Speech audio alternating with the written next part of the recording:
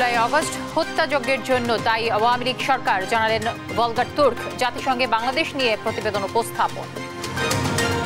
ট্রাইব্যুনালে ন্যায় বিচার নিশ্চিতে তাড়াহুড়ো নয়, জানালেন চিফ প্রসিকিউটর। গুম খুনের বিচারে সহায়তার আশ্বাস দুই কূটনীতিকের। শেখ হাসিনার বিচারের সঙ্গে নির্বাচনের কোনো সম্পর্ক নেই, বললেন আমির খসরু। ভোট নিয়ে অহেতুক বিতর্ক না করার আহ্বান। বিচারিক প্রক্রিয়ার মাধ্যমে একটার পর একটা সমাধান হতেই থাকবে, সুতরাং বিচারিক প্রক্রিয়ার সাথে নির্বাচনের কোনো সম্পর্ক নেই। পদ্মা সেতু প্রকল্পে ভূমি অধিগ্রহণে দুর্নীতি, ভুয়া রেকর্ড ও জাল দলিলের মাধ্যমে অর্থ লোপাট, 23 জনের বিরুদ্ধে দুদকের মামলা। ক্ষমতার অপব্যবহার পূর্বক 23টি চেকের বিপরীতে সরকারের 9,57,00,000 টাকারও বেশি অর্থ আত্মসাতের অভিযোগে দুর্নীতি প্রতিরোধ আইনের সংশ্লিষ্ট ধারায় আরও একটি মামলা রুজু হয়েছে। প্রধান উপদেষ্টার আরো 2 বিশেষ সহকারী নিয়োগ, দায়িত্ব নিলেন নতুন শিক্ষা উপদেষ্টা। জুলাইয়ের চেতনায় শিক্ষা ব্যবস্থা করার প্রত্যয়। দর্শক, আমন্ত্রণ সংবাদ রাতে। শুনছিলেন সংবাদ শিরোনামগুলো। আপনাদের সঙ্গে রয়েছে আমি তানসিয়া জুথি। জুলাই আগস্ট গণ আন্দোলনে হত্যাযজ্ঞের জন্য পতিত আওয়ামী লীগ সরকারকে দায়ী করেছেন জাতিসংঘের মানবাধিকার বিষয়ক হাই কমিশনার ভলগার তুর্ক। জেনেভায় জাতিসংঘের সদস্য দেশ ও সুশীল সমাজের প্রতিনিধিদের সামনে বাংলাদেশে 2024 সালের জুলাই আগস্টে কোটা বিরোধী ছাত্র আন্দোলনের সময় মানবাধিকার লঙ্ঘন, নির্যাতন সংক্রান্ত প্রতিবেদন তুলে ধরেন তিনি। আর আইন উপদেষ্টা ডক্টর আসিফ নজরুল বলেন, আওয়ামী লীগ পরিকল্পিতভাবে ছাত্র জনতার উপর গুলি চালিয়েছে। অন্তর্বর্তী সরকার জুলাই অভ্যুত্থানের স্বাধীন নিরপেক্ষ অনুসন্ধান করবে।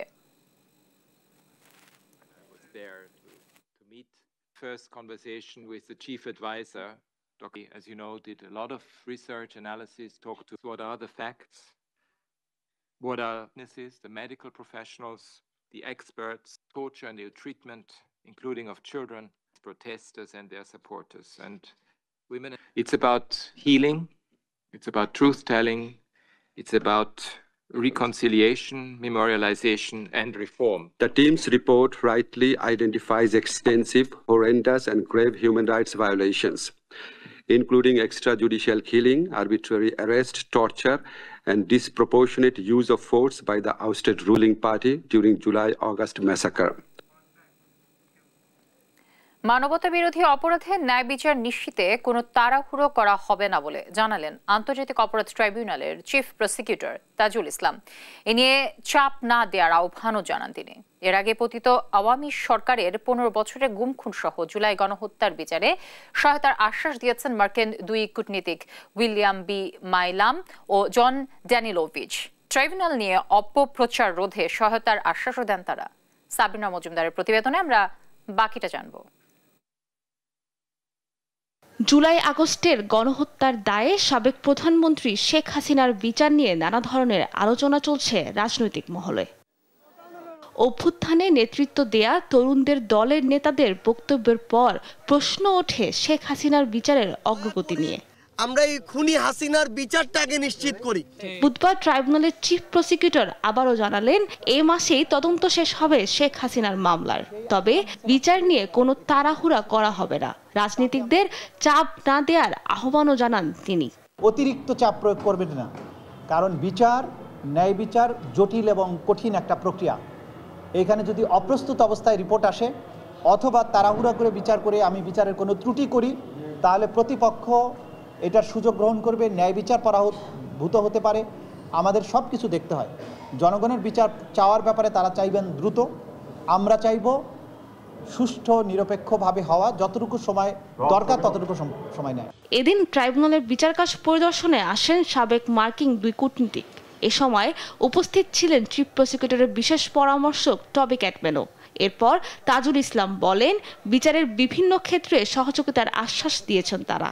যুক্তরাষ্ট্র ভিত্তিক একটা think tank right two freedom, তার প্রতিনিধিরা আজকে চিফ প্রসিকিউটরের সাথে সাক্ষাৎ করেছেন। ওনারা এসেছিলেন আমাদের সাথে এই ট্রাইব্যুনালের বিচারের ব্যাপারে জানার জন্য। তারা বলেছেন তাদের পক্ষে যতটুকু সম্ভব তারা বাংলাদেশে এই মানবতা বিরোধী অপরাধের বিচারের ক্ষেত্রে তারা সহযোগিতাও করতে চান। এদিন গাজীপুরের হৃদয় হত্যার ঘটনায় সাবেক ওসি আশরাফ উদ্দিন, কনস্টেবল আকরাম হোসেন সহ পুলিশের সাবেক 5 কর্মকর্তার তদন্ত প্রতিবেদন 15 জুন দাখিলের নির্দেশ দিয়েছেন ট্রাইব্যুনাল। সেই সঙ্গে কনস্টেবল আকরামকে 11 মার্চ জিজ্ঞাসাবাদের অনুমতি দেওয়া হয়েছে। সাবরিনা মজুমদার, দেশ টিভি, ঢাকা। গুলশান থানার সাজিদ হত্যা মামলায় সাবেক বিচারপতি শামসুদ্দিন চৌধুরী মানিককে 2 দিনের রিমান্ডে দিয়েছেন আদালত। এছাড়া যাত্রাবাড়ি, মিরপুর, লালবাগ ও খিলগাঁও থানার একাধিক মামলায় আনিসুল হক, শাহজাহান খান, আতিকুল ইসলাম, সুলাইমান সেলিম, কামাল আহমেদ মজুমদার, সাংবাদিক দম্পতি শাকিল রূপা সহ 12 আসামিকে গ্রেফতার দেখানো হয়েছে। নাফিয়া ফারসানার প্রতিবেদন। বুধবার সকালে ঢাকার মেট্রোপলিটন ম্যাজিস্ট্রেট আদালতে শুনানির জন্য তোলার আগে সাংবাদিকদের মুখোমুখি হন সাবেক নৌপরিবহন মন্ত্রী শাহজাহান খান। এ সময় কারাজীবন থেকে মুক্তি নিয়ে দেশে শান্তি শৃঙ্খলা ফিরিয়ে আনা এবং আগামী নির্বাচনে অংশগ্রহণ করার ইচ্ছা প্রকাশ করেন স্বৈরাচার সরকারের সাবেক এই প্রভাবশালী মন্ত্রী। দেশের শান্তি শৃঙ্খলা কিভাবে ফিরিয়ে আনা যায়, আগামী নির্বাচনে কিভাবে আমরা অংশগ্রহণ করতে পারি, এই সমস্ত এরপর একে একে আদালতে তোলা হয় আনিসুল হক সহ অন্য আসামিদের। যাত্রাবাড়ি, মিরপুর, লালবাগ ও খিলগাঁও থানার একাধিক মামলায় আনিসুল হক, শাহজাহান খান, আতিকুল ইসলাম, সুলাইমান সেলিম, কামাল আহমেদ মজুমদার, সাংবাদিক দম্পতি শাকিল রূপা সহ 12 আসামিকে গ্রেফতার দেখায় আদালত। রাষ্ট্রপক্ষের আইনজীবী জানান, বৈষম্য বিরোধী ছাত্র আন্দোলন দমনে আসামিদের সরাসরি সম্পৃক্ততা রয়েছে। বৈষম্য ছাত্র আন্দোলনের সময় যারা ফ্যাসিস্ট হাসিনাকে সহযোগিতা করেছিল বিভিন্নভাবে এবং এই আন্দোলনে ছাত্র জনতাকে গুলি করা যারা সহায়তা করেছে এবং যারা সরাসরি অংশগ্রহণ করেছে, তাদের মধ্যে 12 জনকে আজকে বিভিন্ন মামলায় বিজ্ঞ আদালতে উত্থাপিত করা হয়। অপরদিকে আসামি পক্ষের অভিযোগ, পরিবর্তিত পরিস্থিতির কারণে জামিন পাচ্ছেন না আসামিরা। সংশ্লিষ্ট বিষয়ে আমরা এটা জামিন পাওয়ার হকদার, হয়তো পরিস্থিতির কারণে হয়তো আমরা জামিনটা পাচ্ছি না। এদিকে গুলশান থানার সাজিদ হত্যা মামলায় সাবেক বিচারপতি শামসুদ্দিন চৌধুরী মানিককে 2 দিনের রিমান্ড দিয়েছেন আদালত। নাফিয়া ফারজানা, দেশ টিভি, ঢাকা। আওয়ামী দুঃশাসনের সঙ্গে জড়িত সবার বিচার হতেই হবে, তবে শেখ হাসিনার বিচারের সঙ্গে নির্বাচনের কোনো সম্পর্ক নেই বলে মন্তব্য করেছেন বিএনপির স্থায়ী কমিটির সদস্য আমির খসরু মাহমুদ চৌধুরী। বলেন, এক এক দিন এক এক বিষয় আলোচনায় এনে নির্বাচন পিছিয়ে দেওয়ার সুযোগ নেই, আর দেশ এখনো পুরোপুরি স্বৈরাচার মুক্ত হয়নি বলে অভিযোগ করেন ঢাকা মহানগর উত্তর বিএনপির সভাপতি আমিনুল হক। সাইফুল রিপনের প্রতিবেদনে আমরা বিস্তারিত জানব। রাজধানীর রামপুরায় রাষ্ট্র কাঠামো মেরামতের 31 দফা ও জনসম্পৃক্তি শীর্ষক কর্মশালা করে ঢাকা মহানগর উত্তর বিএনপি। বিএনপির নেতা কর্মীরা বেঁচে থাকতে ভোট দিয়ে ষড়যন্ত্র বাংলার মাটিতে হতে দিবে না। এ সময় ষড়যন্ত্র মোকাবিলায় সকলকে ঐক্যবদ্ধ থাকার আহ্বান জানান উত্তর বিএনপির সভাপতি আমিনুল হক। আমরা এদেশের সাধারণ মানুষকে সাথে নিয়ে বাংলাদেশের বিরুদ্ধে বিদেশি বলেন, দেশি বলেন, যারাই ষড়যন্ত্র করবে, যারাই দোষর হিসেবে কাজ করবে, আমরা দৃঢ় হাতে তাদেরকে মোকাবেলা করব ইনশাআল্লাহ। এদিকে রাজধানীর একটি হোটেলে বাংলাদেশের শিপ রিসাইক্লিং শিল্পের চ্যালেঞ্জ ও সম্ভাবনা শীর্ষক আলোচনায় অংশ নেন বিএনপির স্থায়ী কমিটির সদস্য আমির খসরু মাহমুদ চৌধুরী। আগামী দিনে সুযোগ থাকলে আমরা সিরিয়াস ডিরেগুলেশন করে ফেলবো বাংলাদেশে, সিরিয়াস ডিরেগুলেশন। পরে চলমান বিভিন্ন ইস্যুতে সাংবাদিকদের প্রশ্নের জবাব দেন তিনি। আওয়ামী লীগের যারা দুঃশাসন যত সবার বিচার হতে হবে, তাই না? হাসিনার তো বটেই। সুতরাং বিচারের সাথে নির্বাচনের কোনো সম্পর্ক আমরা তো দেখতে পাচ্ছি না এখানে। কে এটার জন্য হবে না নির্বাচন, কালকে আরেকটার জন্য হবে না, পরশু আরেকটার জন্য, কত কথাই তো শুনতেছি। এই সমস্ত কথাবার্তা বলে নির্বাচন ব্যবস্থা, গণতান্ত্রিক ব্যবস্থাকে পিছিয়ে নেওয়ার কোনো সুযোগ নেই। আমির খসরুর মতে যে কোনো দল যে কোনো মতবাদ নিয়ে আসতে পারে, তবে এ নিয়ে নির্বাচনের মধ্য দিয়ে জনগণের ম্যান্ডেট নিতে হবে। মতামত তো সবারই থাকতে হবে। আমাদেরও 31 দফা এই সংস্কার প্রস্তাব আছে না, এটা তো আমরা চাইলে কালকে বাস্তবায়ন করতে পারবো। আমাকে জনগণের কাছে যেতে হবে, জনগণ যাদেরকে ম্যান্ডেট দেবে সেগুলো বাস্তবায়ন হবে। ঐকমত্যের ভিত্তিতে সিদ্ধান্ত নেয়ার আহ্বান জানিয়ে তিনি বলেন, কোনো সিদ্ধান্ত চাপিয়ে দেয়া যাবে না। কোনো পথ নাই, পথ একটা। সাইফুল রিপন, দেশ টিভি, ঢাকা। পদ্মা সেতুর ভূমি অধিগ্রহণে দুর্নীতির সন্ধান পেয়েছে দুদক। এ ঘটনায় 23 জনের বিরুদ্ধে মামলার বিষয়টি নিশ্চিত করেছেন দুদক মহাপরিচালক আক্তার হোসেন। একই দিন 33 কোটি টাকা অবৈধ সম্পদ অর্জন এবং 288 কোটি টাকার সন্দেহজনক লেনদেনের অভিযোগে সাবেক মন্ত্রী গোলাম দস্তগীর গাজী ও তার স্ত্রী হাসিনা গাজীর বিরুদ্ধে আলাদা মামলা করেছে সংস্থাটি। ফজলা আদিত্যের রিপোর্ট।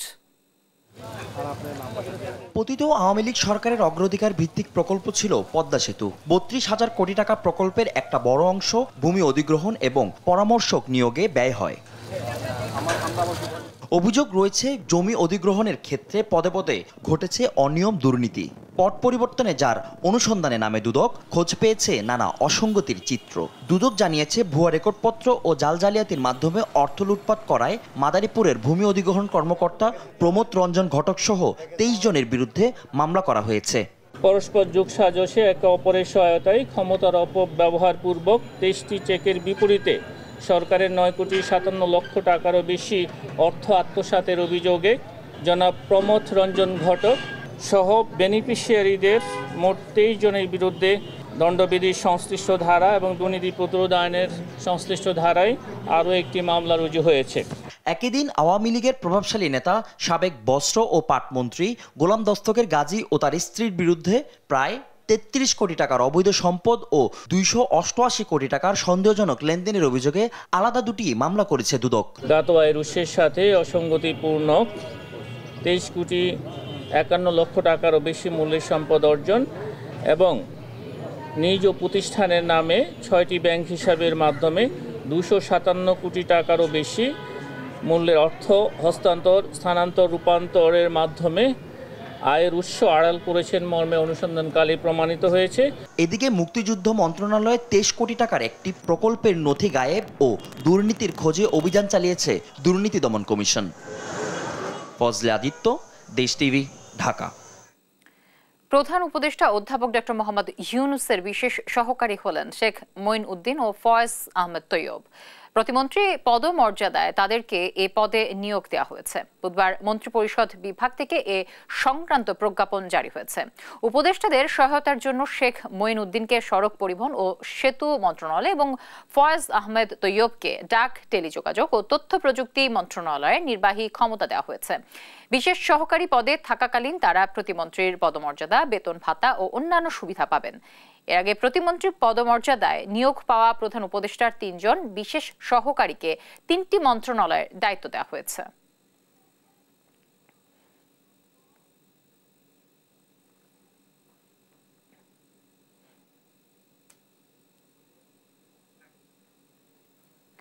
জুলাই অভ্যুত্থানের চেতনায় শিক্ষা ব্যবস্থাকে শক্ত ভিত্তি দেওয়ার প্রত্যয় জানিয়েছেন নতুন শিক্ষা উপদেষ্টা CR আবরার। আর দায়িত্ব হস্তান্তর করে শিক্ষা খাতের নানা চ্যালেঞ্জ উত্তরণে সরকারের পদক্ষেপ তুলে বিদায়ী উপদেষ্টা বলেন 10 মার্চের মধ্যে শিক্ষার্থীদের হাতে সব বই পৌঁছে দেয়া সম্ভব হবে। এর আগে বঙ্গভবনে রাষ্ট্রপতির কাছে শপথ নেন শিক্ষা উপদেষ্টা। আরো জানাচ্ছেন সাইফুর রিপন। বুধবার বেলা 11টার দিকে বঙ্গভবনে অন্তর্বর্তী সরকারের শিক্ষা উপদেষ্টা হিসেবে শপথ নেন ঢাকা বিশ্ববিদ্যালয়ের আন্তর্জাতিক সম্পর্ক বিভাগের অবসরপ্রাপ্ত অধ্যাপক ও মানবাধিকার কর্মী চৌধুরী রফিকুল আবরার। রাষ্ট্রপতি মোহাম্মদ শাহাবুদ্দিন তাকে শপথ বাক্য পাঠ করান। পরে সচিবালয়ে বিদায়ী উপদেষ্টা ওয়াহিদুদ্দিন মাহমুদের কাছ থেকে দায়িত্ব বুঝে নেন নতুন শিক্ষা উপদেষ্টা CR আবরার। ধ্বংসস্তূপ থেকে শিক্ষা খাতকে এগিয়ে নিতে নানা চ্যালেঞ্জ মোকাবেলার কথা জানান বিদায়ী উপদেষ্টা। এ সময় 10 মার্চের মধ্যে শিক্ষার্থীদের হাতে সব বই পৌঁছানো সম্ভব বলে জানান তিনি। বইয়ের বেলায়, বইয়ের প্রকাশনায় এই যে দেরি হচ্ছিল, আমরা যে কি যুদ্ধ করেছি, কত জায়গায়, কত ভাবে, কত প্রতিবন্ধকতা, সেটা বই লেখা যাবে পারে। আর অন্তর্বর্তী সরকারের সময়ে শিক্ষা খাতকে শক্ত ভিত্তি দেওয়ার প্রত্যয় জানান নতুন শিক্ষা উপদেষ্টা CR আবরার। যেখানে আমাদের ছাত্রছাত্রীরা দেশের ভেতরেই তাদের ভবিষ্যৎ দেখতে পাবে এবং বাংলাদেশ থেকেই বিশ্বকে নেতৃত্ব দেবে, আমি এটুকুই বলবো। এবং আমি মনে করি এটা হয়তো একদিনে হবে না, তার জন্য যে যে যে বেস যেটা তৈরি করে দেওয়া, দ্যাট ইজ দ্য গোল। এই ধরনের বৈষম্য বিরোধী আন্দোলনের স্বপ্ন বাস্তবায়নে একসঙ্গে এগিয়ে যাওয়ার প্রত্যয় জানান নতুন শিক্ষা উপদেষ্টা সাইফুল রিপন, দেশ টিভি, ঢাকা। রাজধানী গুলশানের একটি বাসায় তল্লাশির নামে তছনছ ভাঙচুর ও লুটপাট চেষ্টায় ঘটনায় ৩ জনকে গ্রেফতার করেছে গুলশান থানা পুলিশ। এই ৩ জন সহ অজ্ঞাতনামা ১৪ থেকে ১৫ জনের বিরুদ্ধে গুলশান থানায় একটি মামলাও হয়েছে। গ্রেফতার ৩ জন হলেন শাকিল খন্দকার, জুয়েল খন্দকার ও শাকিল আহমেদ। পুলিশ জানিয়েছে মঙ্গলবার মধ্যরাতে গুলশান 2A সাবেক এমপি তানভীর ইমামের সাবেক স্ত্রীর ফ্ল্যাটের দরজা ভেঙে তল্লাশির নামে কয়েকজনের ঢুকে পড়ার খবর পায়। বাসাটিতে বিপুল পরিমাণ অর্থ, অবৈধ অস্ত্র ও আওয়ামী লীগের দোসরদের লুকিয়ে রাখা হয়েছে এমন অজুহাতে বাসাটিতে প্রবেশ করে ভাঙচুর লুটপাটের চেষ্টা করে। পরে গুলশান থানা পুলিশ ও সেনাবাহিনীর সদস্যরা ঘটনাস্থলে গিয়ে ৩ জনকে গ্রেফতার করে।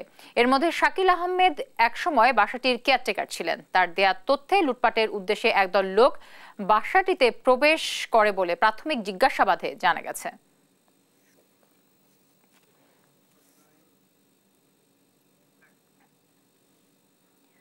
অন্তর্বর্তী সরকারের প্রধান উপদেষ্টা অধ্যাপক ডক্টর মোহাম্মদ ইউনুস দেশের বিভিন্ন খাতের লাখ লাখ শ্রমিকের জীবনযাত্রার মান উন্নয়নে দেশের শ্রম আইন বৈশ্বিক মান অনুযায়ী সংস্কারের নির্দেশ দিয়েছেন। আসন্ন আন্তর্জাতিক শ্রম সংস্থার ৩৫৩তম অধিবেশন সামনে রেখে বুধবার শ্রম ও কর্মসংস্থান মন্ত্রণালয়ের কর্মকর্তাদের সঙ্গে বৈঠকে এই নির্দেশ দেন প্রধান উপদেষ্টা। আগামী ১০ থেকে ২০ মার্চ জেনেভায় এ অধিবেশন অনুষ্ঠিত হবে। শ্রম ও কর্মসংস্থান মন্ত্রণালয়ের উপদেষ্টা ডক্টর এম শাখাওয়াত হোসেন বাংলাদেশ প্রতিনিধি দলের নেতৃত্ব দেবেন।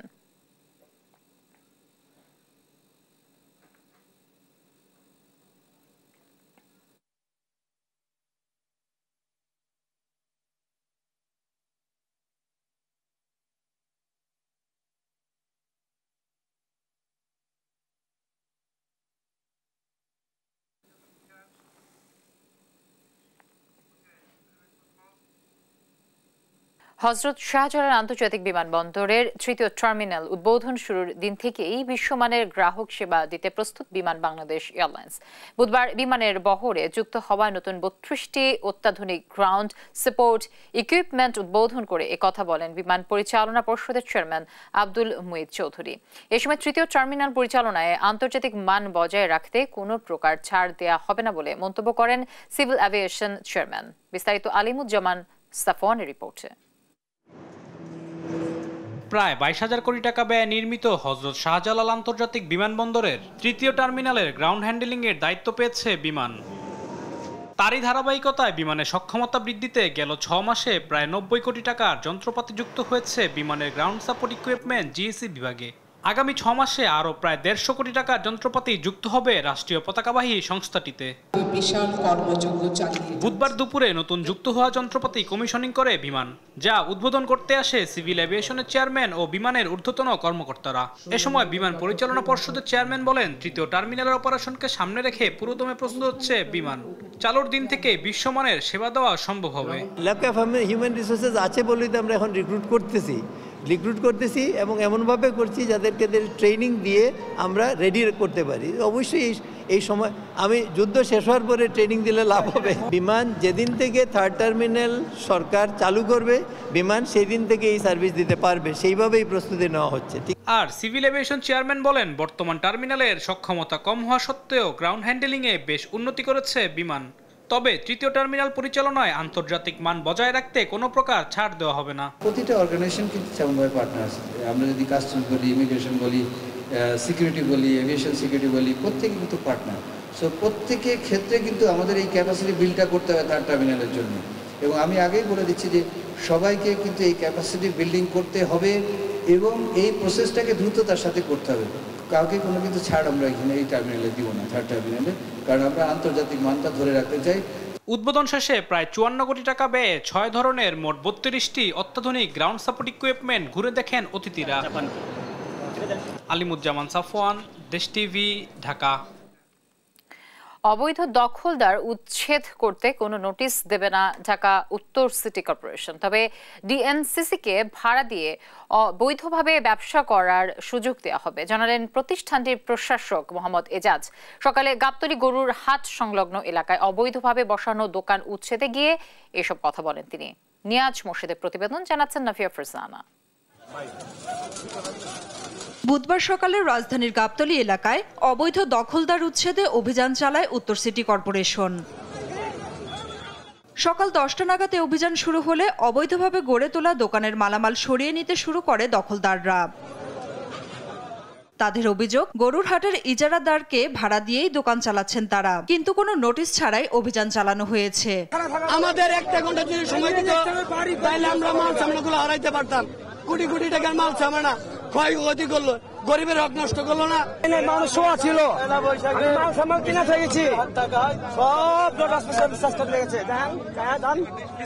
কিছুই নাই।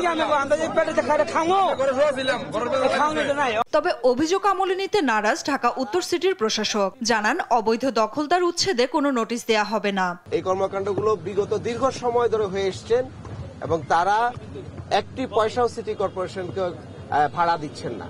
তো সুতরাং এখানে যখন দখল হয়েছে, সেই দখলও আমাদেরকে না জানিয়ে করেছেন। স্বাভাবিকভাবেই আমরা আমাদের দখলকে পুনরুদ্ধার করতে এসেছি। এখানের মধ্যে কোনো দখলদারদেরকে উচ্ছেদ করার জন্য কোনো ধরনের নোটিশের প্রয়োজন নাই। টং দোকান ভাঙা হলেও ইট বালুর দোকান অক্ষত রাখার বিষয়ে তিনি জানান, সিটি কর্পোরেশনকে ভাড়া দিয়ে ব্যবসা করা যাবে, আর কাগজপত্র গোছানোর জন্য তাদেরকে 7 দিন সময় দেয়া হয়েছে। যারা এখানে ব্যবসা করছেন তাদের সাথে আমরা কথা বলেছি, তাদেরকে আমরা 7 দিন সময় বেঁধে দিয়েছি। এর মধ্যে তারা হয় তাদের এই মালপত্র নিয়ে এখান থেকে সরে যাবেন, অথবা সিটি কর্পোরেশনকে ভাড়া দিয়ে তারা তাদের বাণিজ্যিক কর্মকাণ্ড পরিচালনা করবেন। গণমাধ্যমের সঙ্গে প্রশাসক কথা বলার সময় উত্তেজিত হয়ে পড়ে ভুক্তভোগীরা। এতে ঘটনাস্থল ত্যাগ করেন ডিএনসিসি প্রশাসক। নাফিয়া ফারজানা, দেশ টিভি, ঢাকা। রমজানে নিত্য পণ্যের দাম সহনীয় রাখতে দিনভর অভিযান চালায় জাতীয় ভোক্তা অধিকার সংরক্ষণ অধিদপ্তর। সকালে বনানী কাঁচা বাজারে অভিযান চালিয়ে 3টি দোকানকে 25,000 টাকা জরিমানা করে তারা। ভোক্তা অধিদপ্তরের সহকারী পরিচালক জানান, এবারে রমজানে পণ্য মূল্য নিয়ে স্বস্তিতে আছেন ক্রেতারা। নিয়াজ মোর্শেদের রিপোর্ট। রমজানে নিত্যপণ্যের দাম আবারও চড়া, সেই সঙ্গে সংকট সয়াবিন তেলের। এমন পরিস্থিতিতে অভিযানে নেমেছে জাতীয় ভোক্তা অধিকার সংরক্ষণ অধিদপ্তর। বুধবার সকালে বনানী কাঁচা বাজারে চলে অভিযান। এ সময় ডিমের দাম বেশি রাখা সহ ক্যাশ মেমোর নানা অনিয়মের জন্য 3টি দোকানে জরিমানা করা হয়। দোকানদাররা জরিমানার অভিযোগ স্বীকার করে তুলে ধরে তাদের কথা। ভাঙ্গা চূড়া সব ধরনের তো ড্যামারেজ আছে, সারাদের লোকে তো এইসব কথা বললে হবে না। ক্যাশ মেমো যে কার মাঝে বলে যে নিলে নেন, নাহলে চলে যান, বেগুন ক্যাশ মেমো দেওয়া যাবো না, বেগুন নিলে নাহলে চলে যান, বিক্রি করবো না, এরকম আমাদেরকে বলে। তার মেমো আমার কাছে 3000 রাত্রে হারা মানলাম, আমি তাই না এটা আজকে জন্মতে আমি লেখা নাই, তার লেখা দিয়ে গেল না করে। অভিযান শেষে ভোক্তা অধিকারের সহকারী পরিচালক আব্দুল জব্বার মন্ডল বলেন, গত বছরের তুলনায় এবারের রমজানের নিত্যপণ্য নিয়ে স্বস্তিতে আছে ক্রেতারা। মোটামুটি একটা পর্যায়ে তেল কি সরবরাহ স্বাভাবিক হয়েছে, এখন তেলের আর ক্রাইসিস আমরা দেখতে পাচ্ছি না। একই সাথে শাকসবজি সহ অন্যান্য যে নিত্য প্রয়োজনীয় পণ্য রয়েছে সেগুলোর পর্যাপ্ত সরবরাহ আমরা খেয়াল করলাম, কোনো ক্রাইসিস আমরা দেখতে পাইনি। এইবারে রমজানে ভোক্তারা স্বস্তিতে আছেন, সবকিছু পণ্যের মূল্য তাদের নাগালের ভিতরে রয়েছে, এই জন্য আমাদের কিছুটা ভালো লাগছে। নিত্যপণ্যের বাজার মনিটরিংয়ে অভিযান অব্যাহত থাকবে বলেও জানান তিনি। নিয়াজ মোর্শেদ, দেশ টিভি, ঢাকা।